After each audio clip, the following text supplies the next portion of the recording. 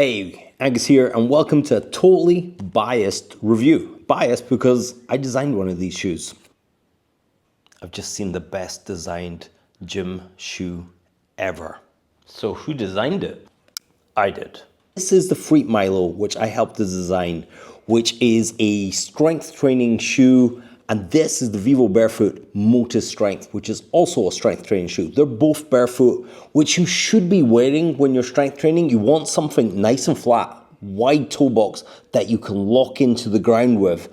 Both of these shoes are actually phenomenal. They're both really, really good. There is a massive price difference. These come in at 90 and I do have a 10% discount code off these, so that will take them down to like £80. I think dollars, it works out around about the same, so $90 down to, and these are 165 if I remember. I've also got a 10% discount code off these, which will take like £16 off them. I don't know what these are in the States, but my code will work everywhere. So they are very, very expensive. When you're buying gym shoes, you're probably going to buy, if your feet are fully grown, you're probably going to buy 1 or 2 pairs in your lifetime. So even though they're quite a lot of money for quite a niche activity, they will last forever unless you're wearing them in your everyday life. So the Milo, named after the sort of father of strength training, the guy that put a calf on his shoulders every single day and then walked around the field until eventually it was a bull, which is progressive overload, which his training is about.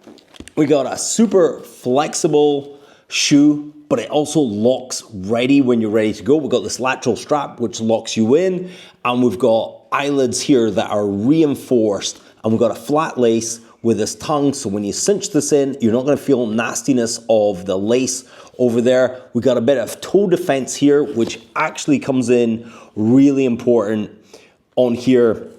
We got a nice sole on there, super flat. We got this heel support system here. I've done a full review, so I'll just skim over some of the basics. So really nice shoe.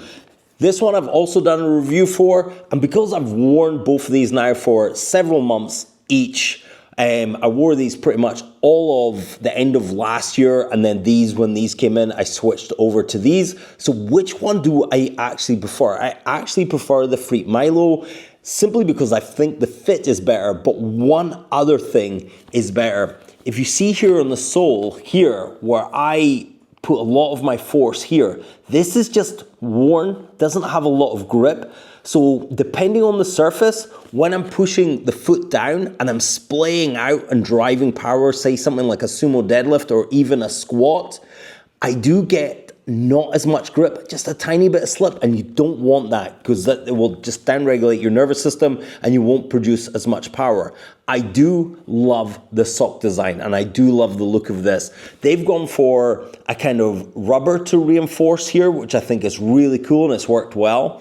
This here where the Vivo Barefoot logo is, if you see there's a bit of white there, it was all white and that peeled off, but apart from that, these have held up really well. And these are not metal eyelids, these are loops, but I haven't found any problem with that. And rather than a flat lace, it got slightly round lace, which again, doesn't bother me too much because I don't tighten these up too much.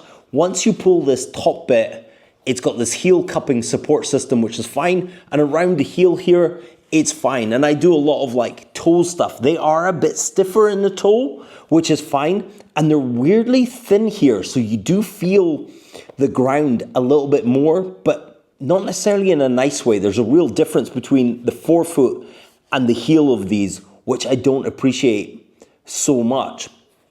Like I said, the look and style of these, absolutely incredible. And I might switch back to them at some point to play about with them. But at the moment, this one, and not just because I've designed it, I mean, coolness wise, I think these look cooler.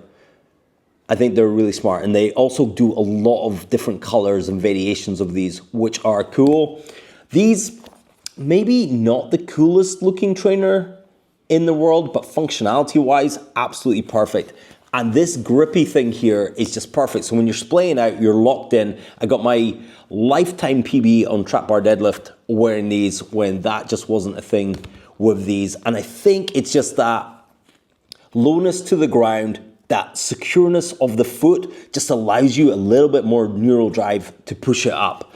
They're both phenomenal trainers, but price and functionality, these ones just win out in my opinion, but again, I helped design them. I'm super biased. Let me know what you think in the comments below. I also have discount codes off both of those down below. So I'll check you guys in another, hopefully more, less biased review than this one. Angus out.